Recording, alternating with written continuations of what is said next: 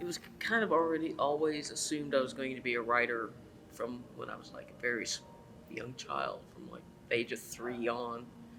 Um, uh, Everyone said, "Oh yeah, Nancy's gonna grow up. She's gonna be a writer," and because I loved telling stories at the time,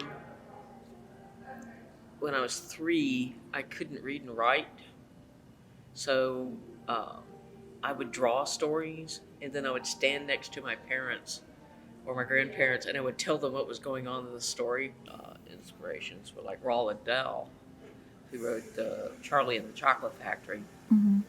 and that's what most people know him for, as well as The Witches, James the Giant Peach. But he was also, as I discovered as I got older, um, probably one of the most satirical, uh, dark suspense writers of the 20th century. But I was kind of like stewing in that early '60s monster kid uh, uh, culture, which was starting to pop up. The Charles Addams cartoons, the Addams Family TV series, the Munsters. Um, it was just um, kind of a that was also the golden age of horror movie hosts, late night horror movie hosts. So it was just kind of permeated into the culture and kind of sank into me. You know. I also write comics. I mean, that's a good portion of my career has been in the comics industry, and I was the first and only woman to write Swamp Thing to date. And uh, been working in the business for doing that for almost 30 years now. And right now I'm working on a prequel to Mary Shelley's Frankenstein with my creative partner, and in fact that's why I moved to Macon, is to be closer to him while we work, and it's going to take us about a year to get it finished. Um, but basically, uh, Mary Shelley created in many ways both the modern science fiction and horror genres with Frankenstein. It's the fact that a woman created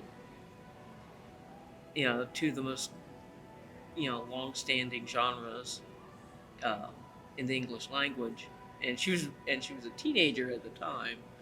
It feels appropriate that you know I don't compare. I do not see myself in her compare myself to her at all. But I figured if anyone is going to do a prequel to Frankenstein, they better have a woman involved. Most of my mentors in the writing field were men, but I've known plenty of other female writers. But in fact, I would say there's probably more female horror writers now than there are male, just in terms of numbers.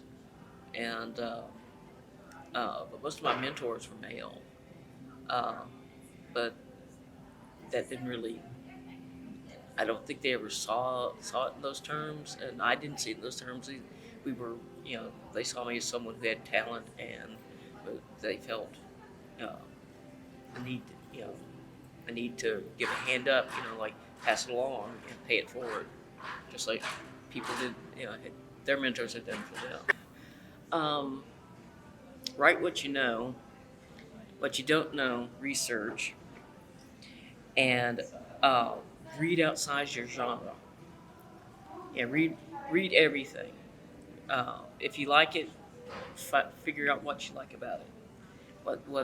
Figure out what it is that's speaking to you, um, and always, you know, the old saying is, remember that the pencil has an eraser on the end. Well, that nowadays it's just remember there's a delete button.